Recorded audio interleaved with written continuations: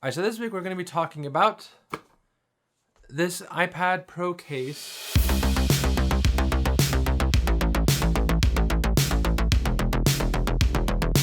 So I picked this up about a week ago just to see. I was really excited about them launching this, and I was completely bummed the first time around when they didn't launch this last year for the iPad Pros, because I wanted something that was cheaper than the Magic Keyboard. And I have gotten the Magic Keyboard, but I did not like it for a few reasons, and you can watch the video. I'll leave a link up here at the top right there. You can go ahead and click on it, or right there, I don't remember where, but essentially with that one, I ended up returning it because I had to have some complications. So I really wanted to try out something like this, but they just did not offer at the time. Now, basically what I can say is I think I will return this, but don't let this spoil the video. Keep watching and let me just explain why. Stay tuned, and if you love watching tech videos like this and other iPad content, then make sure you hit that subscribe button and smash that like button, as it does help out the channel and help me reach a broader audience. So let's jump into the review. Before we get to the bad, let me talk about the good. So this case has an amazing feel to it. The texture is just super nice. The material they use is very high quality.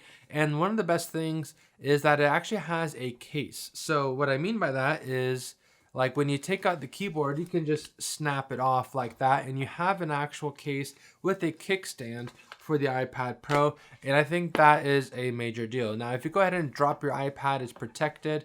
It's not going to just fall out like it would with the Magic Keyboard and leave your iPad exposed. And the kickstand is something that's nice and I think is really good. And when it comes to the keyboard, the key travel is a little bit shallow, but we'll kind of get to that a little bit later. And the trackpad is amazing. It's a basic, you can click down basically anywhere. It's very smooth. It feels very similar to Apple's, and it actually feels a little bit bigger than the one on the Magic Keyboard. I don't have the Magic Keyboards to compare this to right now in person, but overall, I do think that if you're a student, that this is a great value because it's cheaper than the Magic Keyboard. And on top of that, the best thing is it can be flat, and that's important if you're trying to write notes.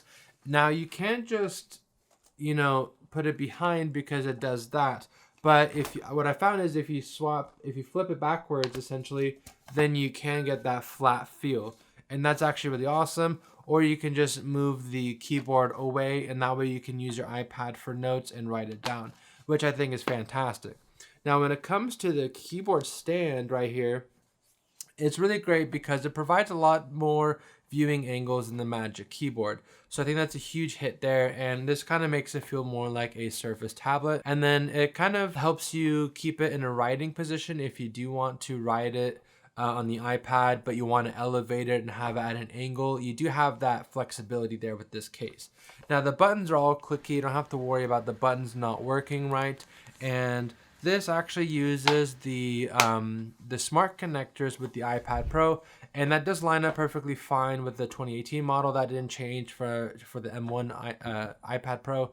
And when it comes to just using this, it's just very easy. You just pop in the iPad and you get started using it as long as it's connected. Now, the keyboard actually has a function row, so you do get those quick commands, which the Magic Keyboard did not have. And it's backlit, and you get to control the backlight from the keyboard through those function keys, which I think is a huge hit. Now, let's start talking about the bad. This does drain the battery similar to how the Magic Keyboard does because it is using a smart connector and it draws the power from that. It doesn't have a dedicated Bluetooth connection, and it doesn't charge. It basically charges with your iPad. One other thing is that it doesn't give you any additional charging ports like the Magic Keyboard does. So if you're someone that needs to connect this to an extra thing like a USB dongle, something like that, and you need to charge at the same time, you better hope that the USB dongle you have has an extra USB for power to charge it up while you're connecting to USB dongle or something like that. So that's something to consider when you're trying to make this purchase. You are saving quite a bit of money, so do keep that in mind. You're not going to get every single feature you're going to get with the Magic Keyboard. That's made from Apple and has that Apple level of excellence essentially. So just keep that in mind. So when it comes to the keyboard, I know I said I'm going to save this for the later section where we talk about the bad stuff, and this is that section. It's not actually too bad. I just am talking about it here because there will be some people that don't like the keyboard feel. I do think that the typing feel is superior on the Magic Keyboard. However, with this one, I don't really have too many complaints. It is a little bit shallow compared to other keyboards. So this is something I do recommend trying out if you're going to go ahead and try to purchase this. You know, I bought this from Best Buy. Best Buy does kind of let you open it up and test it out. You can even bring your iPad there and test it out. That's something that I saw some people doing while I was there making the purchase. I didn't do that. I just grabbed it and took it home because I didn't want to bring my iPad with me. But essentially, if you just go and test it out, you can really see how this case feels.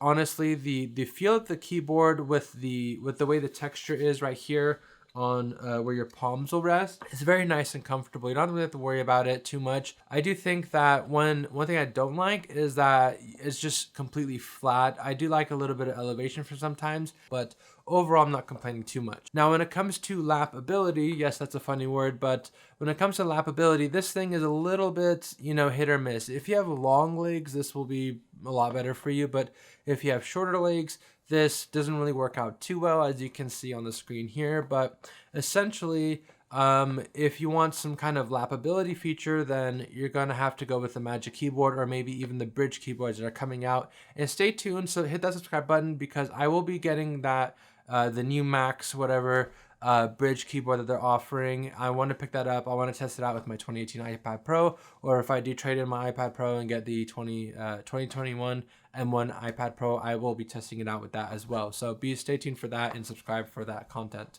Who is this iPad case for? And I would say this is probably more geared towards students that are a little bit more on a budget. And the main reason why I say that is because, one, the price, two, is just the feature of being able to write down with your Apple Pencil. That's a huge thing.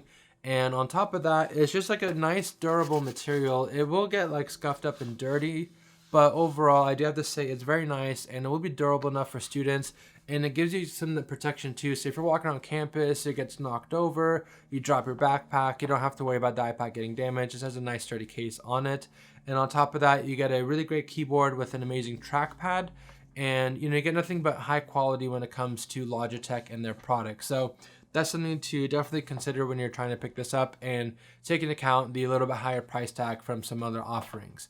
Now, one other thing before we end this video, I do have to say it does add a bit of weight to it. So like I said, if you can go and test this out in store and just pop your iPad in and just get a good feel for it, then you'll be able to really find out. And it does have a similar problem to the Magic Keyboard, where it's a little bit harder to open up, but I found this one easier than the Magic Keyboard, because right there with that little sliver it's just easy to kind of pop it open and be good there. All right, so that's gonna wrap it up for this week's video. Let me know in the comments down what you think about this case, or what you want me to pick up and test out.